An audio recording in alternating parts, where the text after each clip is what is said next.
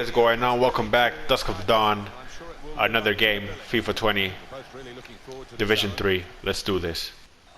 So we're back with another video right now. And this time we're going to be focusing more on career mode. Last video I was talking about FIFA 20 and the transition to FIFA 21. If you guys didn't see that video, check it out in the description below.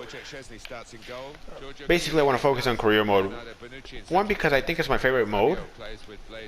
And I was really upset with this year's career mode. I know a lot of people have been saying it as well.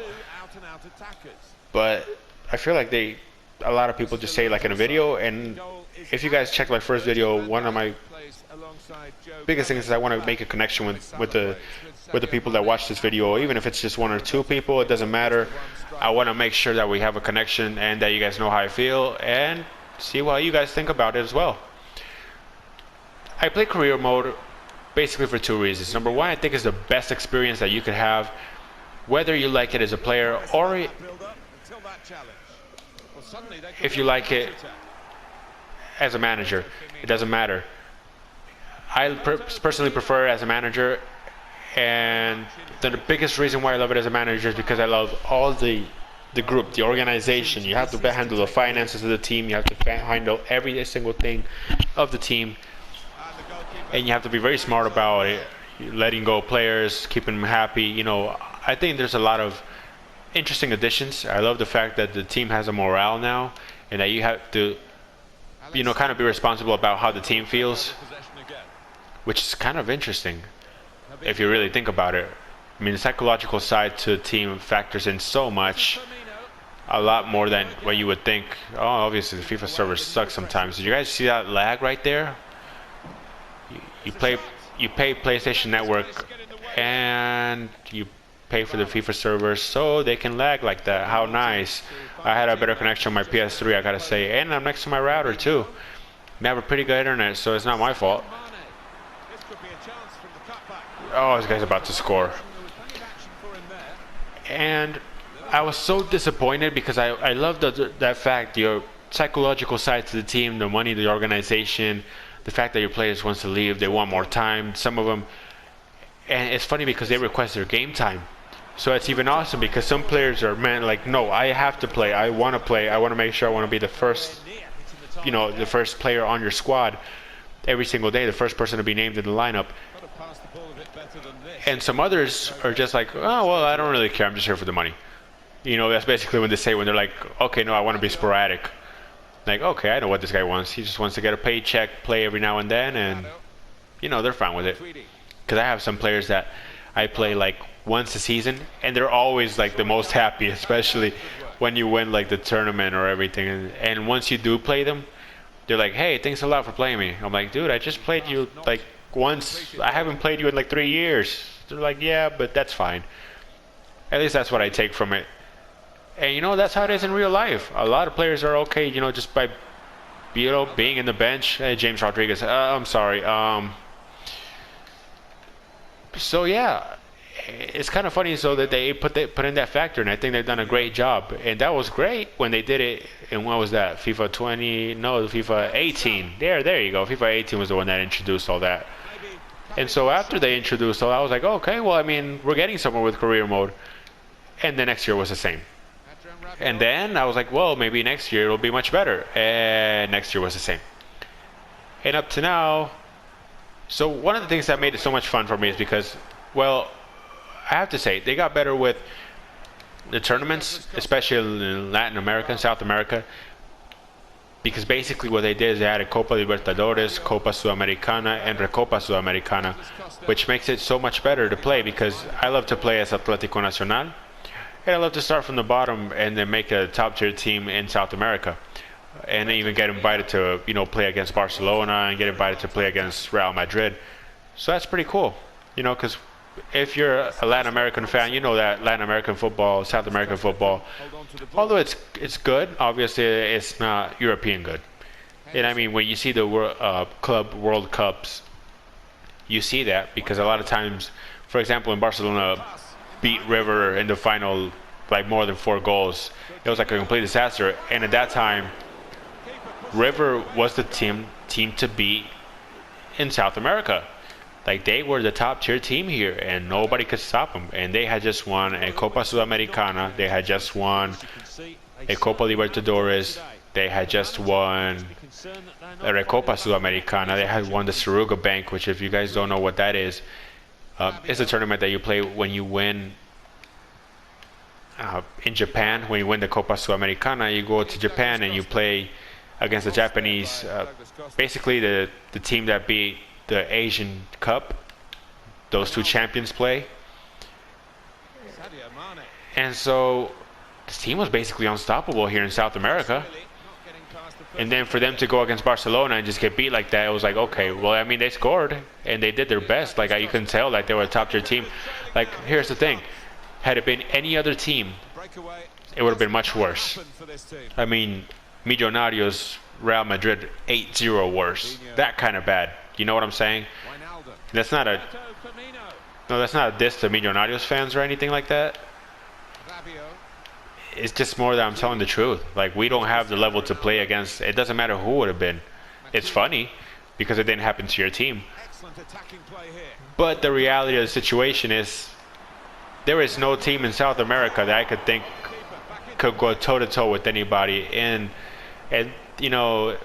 Europe, and it's not our fault. But it just is what it is. So basically, when I was hoping for career mode, is that transitions would be easy, and they were not. And what I mean by this is, oh, that's a huge miss. What I mean by this is, when I played as a manager, one of the biggest frustrations I would have is, for example, a lot of Colombian players. If I play in a Colombian team, obviously not everybody's going to go, but not a lot of players are available. Obviously, you don't have a lot of money, and it's just kind of bad. And when I played as a player, obviously I wanted to play with my team because I wanted to win, international cups with Atlético Nacional. So that's just kind of what I did. I started playing international cups. I beat them and everything. I was like, okay, well, I beat Copa Libertadores champion 4 times in a row. I'm hoping a European team, even if it's like Ajax or a Bundesliga team, it doesn't matter. I'll go to that team and I'll start up and. Yeah, that never happened. And it turns out that they had a huge glitch where you just don't receive any transfer offers. And I was like, okay, so what am I supposed to do here? You can tell they're not making any efforts for the mode. Okay, so as I was mentioning about the reasons, the reason why I believe that is the best mode is because you feel like you own your team. Like, if you're a huge Liverpool fan, if you're a huge Juventus fan, if you're a huge Manchester City fan, if you're a huge Barcelona fan, it doesn't matter. You get to play and you get to be the owner of your team. Because even though they say that you're the manager, you're basically the owner. I mean, you have to be responsible for its finances. You have to be responsible for everything. You feel like you are responsible for the success or for the doom of your team. And it feels so cool. It feels great. It's like kind of like a childhood dream come true. Yeah, I know that sounds kind of nerdy, but I mean, that's the whole point of it. You're supposed to be freaking out. I mean, you're signing your dream players. Like, if you're a huge Messi fan or Ronaldo fan, and you love to play with, I don't know, Liverpool or whatever, and you get to sign one of those players, you're like, oh my God, I just signed a top tier, my favorite player to my team. And it's great. And that's what makes the career so much fun. But that's kind of how it goes. Then every season kind of gets to be the same. Then the one before, I'm definitely sure that they could do a lot much more with the mode. Because that's like the best that they can do with it. Oh yeah, we won. Okay, next season. Okay, the same thing. I think also, when it comes to player, great offside by the way. When it comes to players' morale, the players should be asking for a lot more. Like, the psychological factor is awesome, and they have done so much interesting things. But the interactions. I mean, we're talking about, we're in 2020 right now. We have video games that seem like movies. Yes, you heard that right. Seem like movies. They can make so much, like a drama sequence. Like when you sign a player and he signed, but he's not happy at the club, and then you find him like, or you sub him, and after the game, he's waiting for you like in the locker room, and he's like, hey, you shouldn't have subbed me, you son of a bitch, something like that. And that's what happens in real life. How many times haven't you heard like, oh, this player was waiting for his manager after the game, and he was really pissed off because he got subbed. Those are the type of things that we want to see in FIFA, and they can do this. We're in 2020. It's not like this 1990. We just have to, pass ball, score, goal. Every single shot is a goal. No, we want real things, and we want to see like the stress in the manager's face, thinking about like real life situations, and it's simple because you could just be like, oh, okay, he's stressed because you can see the manager at home stressing out because Ronaldo doesn't want to play at the team anymore because they didn't win the Champions League, or even a player going as far as to saying, hey, if you transfer sub my friend here, then I'm gonna quit the team. And it's also happened a lot in real life. How many times hasn't a player said, hey, if you don't sign this player, or if you sign him, I'm leaving the club because I can't stand him, or whatever. Those type of situations are real, and they should affect the signing of a player should affect the team dynamic, and not just on the pitch but everything else. Kind of like cinematic, like the thing they did with Alex Hunter and the Journey. That's what they should have done. That's what they should have done for whole career mode. Honestly, creating your manager, and creating your own player is something that a lot of people have requested a long time ago. Oh, well, that's kind of a cheap shot, but okay. So that's kind of my thing with career mode. It's kind of frustrating because I think we all enjoy the mode. And obviously, we know the reason why they don't want to do it, and obviously the reason why they don't feel like they should be putting more money into it. And it's because obviously you can't charge for it. How are they going to charge for career mode? So many ideas that you could do with it, but they won't do it because Ultimate Team has become their be-all, end-all. Simple reason: they can charge for it. That's it. If you can't charge for it, they can't grab money from, this, then they're not doing it. Oh, that was offside. I was going to say he deserved it after that. That was a hell of a post. And it's so unfortunate. I think the addition of Volta Football was awesome. I think there are other additions of FIFA 20 that did great. But I have a feeling that, FIFA games are never going to get better than they should. When you look at NBA, for example, 2K20, when you look at Madden NFL games, the reason why they're so good is because they actually invest in, for you to actually go to the barber shop and get a haircut. You can go get to a tattoo parlor and get tattoos. I'm not saying those games are perfect by any means or standard. I'm saying I want a copy of those things. I'm just saying it's not even that I want. I don't even mind the customizing, which obviously will get more realistic if they do get it in. But what I'm saying is, give it more emotion.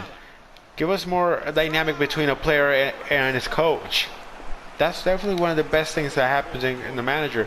And how many times haven't we seen when, for example, a team receives a new manager, and because they change up their playing style, they don't react well to that manager, and they start not wanting to play. Barcelona right now. So that they can throw out that manager and bring in a new one. It's those type of things that would make a game feel so realistic. And I don't think it will be that hard to do. I really don't. But will they ever do it? If I'm honest, I have to say they're not going to. Simply because it's wishful thinking.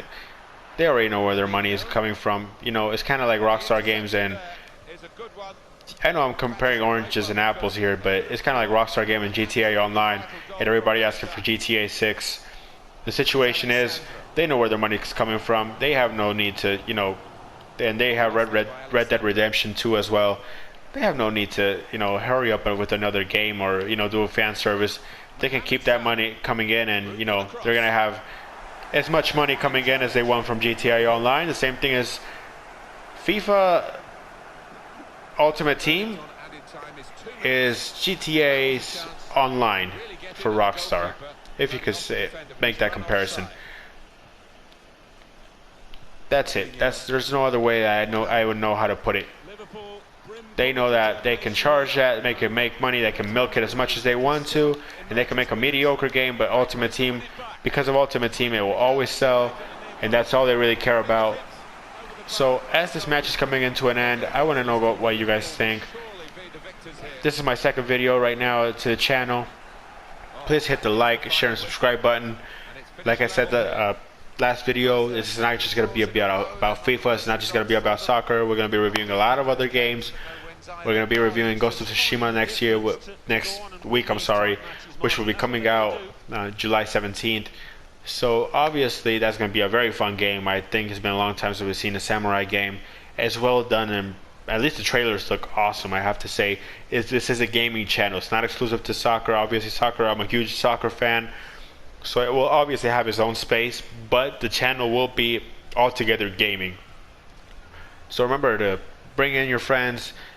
And as always, my intention here is to start a discussion. Let me know what you guys think. Let me know what you guys think about the channel, what we can do better, what you guys like to talk about. And what's your opinion overall on this? How would you guys think that? Will you guys be buying FIFA 21? Will you guys be waiting for FIFA 22? Will you guys be buying the PlayStation 5? Let me know, because all of this obviously goes into whether or not we get a good game or not. Thank you guys so much for your support. See you in the next